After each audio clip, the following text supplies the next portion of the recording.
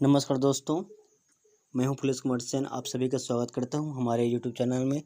दोस्तों, आज की वीडियो में हम कोशिका और ऊतक से संबंधित 15 टॉप एमसीक्यूज़ करने वाले हैं।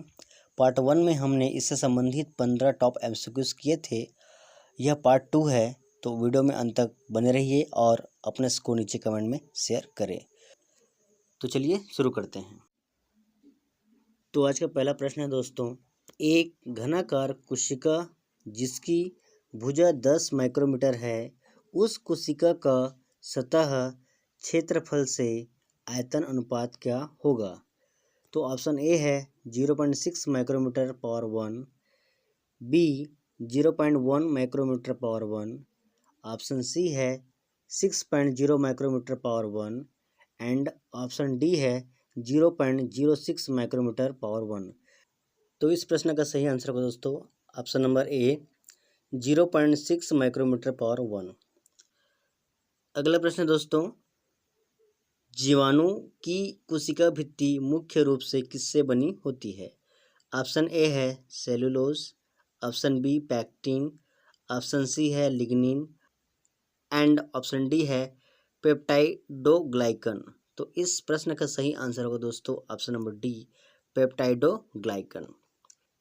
अगला प्रश्न है दोस्तों, प्रोकैरियोटिक और यूकैरियोटिक कोशिकाओं के अंतर को व्यक्त करने वाला कौन सा कथन सही है? ऑप्शन ए है प्रोकैरियोटिक में केंद्रक नहीं होता जबकि यूकैरियोटिक में होता है। ऑप्शन बी है प्रोकैरियोटिक में कोशिका भित्ति नहीं होती जबकि यूकैरियोटिक कोशिका में होती है। प्रोकैरियोटिक कोशिकाएं सदैव बहुकोशिकीय होती है। और ऑप्शन डी है यूकैरियोटिक कोशिकाएं स्वयं विभाजित नहीं हो सकती।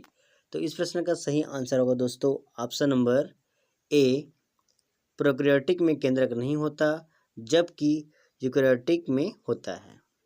अगला प्रश्न है दोस्तों, प्रोकैरियोटिक कोशिकाओं में निम्नलिखित में से कौन सा कोशिकांग नहीं पाया जाता?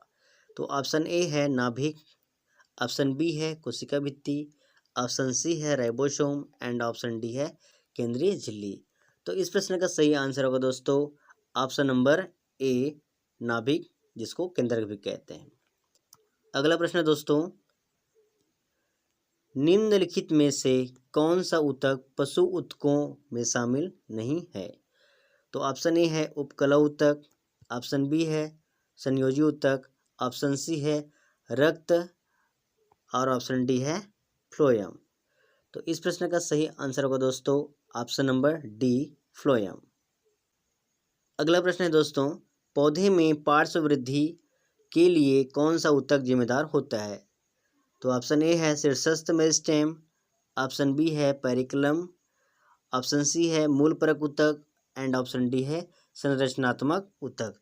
तो इस प्रश्न का सही आंसर होगा दोस्तों ऑप्शन नंबर बी पेरिक्लम पार्श्व मेरिस्टेम, जिसे एमएम भी कहा जाता है। अगला प्रश्न दोस्तों, निम्नलिखित में से कौन सा कथन पौधे और पशु कोशिकाओं के बीच मुख्य अंतर को बताता है? तो ऑप्शन ए है पौधे की कोशिकाओं में केंद्रक नहीं होता, पशु कोशिकाओं में होता है। बी है पौधे की कोशिकाओं में कोशिका भित्ति होती है, पशु कोशिकाओं में नहीं होती। ऑप्शन नंबर सी है पौधे की कोशिकाओं में माइटोकॉन्ड्रिया नहीं होते, पशु कोशिका की कोशिकाओं में होते हैं। एंड ऑप्शन डी है पशु कोशिकाओं में प्लास्टिड पाए जाते हैं, पौधे की कोशिकाओं में नहीं। तो इस प्रश्न का सही आंसर होगा दोस्तों ऑप्शन नंबर बी पौधे की कोशिकाओं में कोशिका भित्ति होती है जबकि पशु कोशिकाओं में नहीं होती। अगला प्रश्न है दोस्तों, पादप कोशिकाओं में पाया जाने वाला निम्नलिखित कोशिका अंगक कौन सा है? तो ऑप्शन ए है क्लोरोप्लास्ट, ऑप्शन बी है केंद्रक, ऑप्शन सी है माइटोकॉन्ड्रिया एंड ऑप्शन डी है केंद्राशन। तो इस प्रश्न का सही आंसर होगा दोस्तों ऑप्शन नंबर ए क्लोरोप्लास्ट। अगला प्रश्न है दोस्तों, कोशिका झिल्ली को अर्धपारगम्य झिल्ली क्यों कहा जाता है? तो ऑप्शन ए है क्योंकि यह सभी पदार्थों को रोक देती है, ऑप्शन बी है क्योंकि यह केवल कुछ चुनिंदा पदार्थों को ही आवागमन की अनुमति देती है। ऑप्शन सी है क्योंकि यह केवल पानी को ही पारित करती है। एंड ऑप्शन डी है क्योंकि यह प्रोटीन की परत से बनी है। तो इस प्रश्न का सही आंसर होगा दोस्तों ऑप्शन नंबर बी, क्योंकि यह केवल कुछ चुनिंदा पदार्थों को ही आवागमन की अनुमति देती है। अगला प्रश्न दोस्तों, कोशिका केंद्रक का मुख्य कार्य क्या है? ऑप्शन ए है कोशिका गतिविधियों का नियंत्रण करना और आनुवंशिक सामग्री होना। ऑप्शन बी है ऊर्जा अर्थात एटीपी का उत्पादन करना। ऑप्शन सी है प्रोटीन संश्लेषण करना। एंड ऑप्शन डी है ऑक्सीजन का परिवहन करना। तो इस प्रश्न का सही आंसर होगा दोस्तों ऑप्शन नंबर ए, कोशिका गतिविधियों का नियंत्रण करना और आनुवंशिक सामग्री होना। अगला प्रश्न दोस्तों, निम्नलिखित में से कौन सा पादप ऊतक मृत कोशिकाओं का बना होता है? तो ऑप्शन ए है पर्णपरक ऊतक। ऑप्शन बी है फ्लोएम। ऑप्शन सी है कोलेनकाइमा। एंड ऑप्शन डी है जाइलम। तो इस प्रश्न का सही आंसर होगा दोस्तों ऑप्शन नंबर डी, जाइलम। अगला प्रश्न दोस्तों, जो असर्शन और रीजन पर आधारित है। असर्शन है पौधों की कोशिकाएं निश्चित आकार की होती है। रीजन है क्योंकि उनकी कठोर कोशिका भित्ति मौजूद होती है। ऑप्शन ए है ए एवं आर दोनों सत्य है और आर ए का सही कारण है।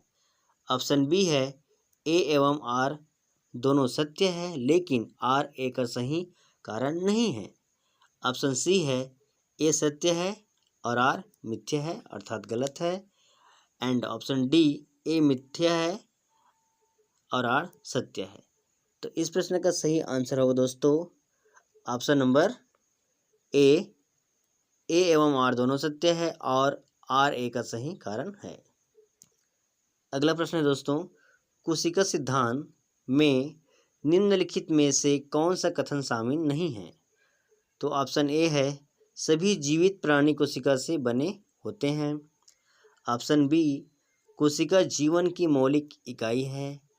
ऑप्शन सी, हर कोशिका मौजूदा कोशिका से ही उत्पन्न होती है। एंड ऑप्शन डी है कोशिकाएं स्वयं अप्रकाशित उत्पन्न हो सकती है। तो इस प्रश्न का सही आंसर होगा दोस्तों ऑप्शन नंबर डी, कोशिकाएं स्वयं अप्रकाशित उत्पन्न हो सकती है। अगला प्रश्न है दोस्तों, बहुकोशिकीय जीवों में कोशिकाओं के बाद संगठन की अगली इकाई कौन सी है? ऑप्शन ए है ऊतक। ऑप्शन बी है अंग। ऑप्शन सी है अंग तंत्र। एंड ऑप्शन डी है कोशिका समूह। तो इस प्रश्न का सही आंसर होगा दोस्तों ऑप्शन नंबर ए, ऊतक। आज का हमारा अंतिम प्रश्न है दोस्तों, निम्नलिखित में से कौन सा ऊतक विभाजनशील ऊतक का उदाहरण है? तो ऑप्शन ए है शीर्षस्थ मेरिस्टेम। ऑप्शन बी है प्रकाश संश्लेषक ऊतक। ऑप्शन सी है परिवहन ऊतक। एंड ऑप्शन डी है संयोजी ऊतक। तो इस प्रश्न का सही आंसर होगा दोस्तों ऑप्शन नंबर ए, शीर्षस्थ मेरिस्टेम। तो दोस्तों आज की वीडियो में हमने कोशिका और ऊतक से संबंधित 15 MCQs देखे जो आपके एग्जाम के लिए बहुत ही इंपॉर्टेंट है। Thanks for watching.